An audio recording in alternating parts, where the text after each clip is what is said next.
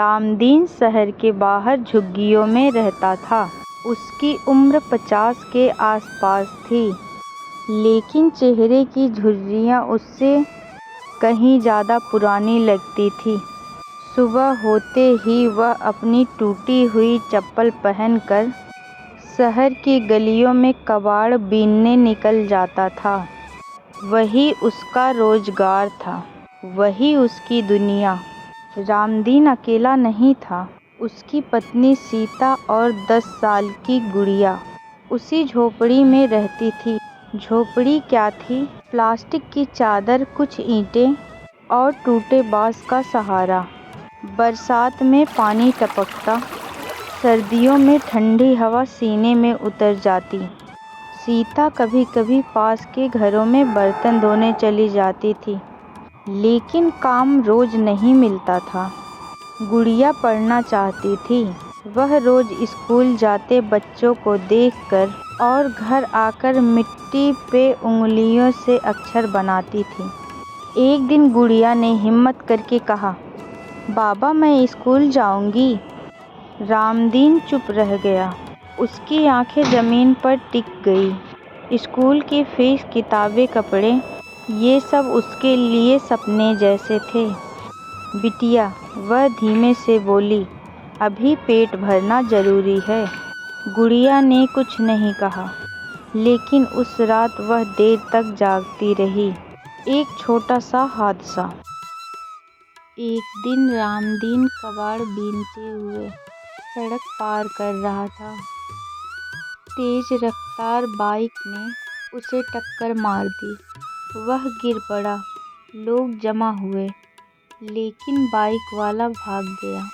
रामदीन के पैर में गंभीर चोट लगी। अब वह कबाड़ भी नहीं बीन सकता था। 3 दिन तक घर में चूल्हा नहीं जला था। सीता के हाथ कांपने लगे। गुड़िया भूख से चुपचाप कोने में बैठी थी।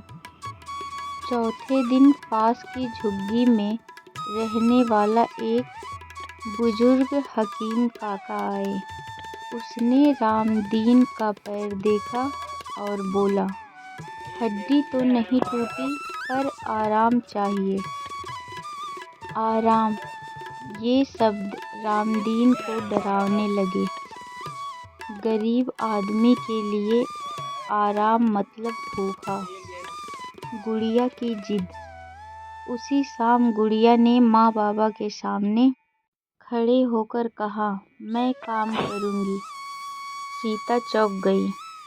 नहीं बेटी, तू अभी छोटी है। मैं छोटी नहीं हूँ, गुड़िया बोली।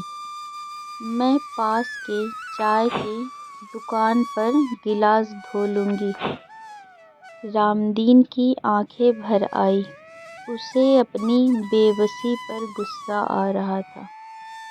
अगले दिन गुड़िया चाय की दुकान पर काम करने लगी। स्कूल जाते बच्चों को देखकर उसका दिल दुखता, लेकिन वह चुप रहती।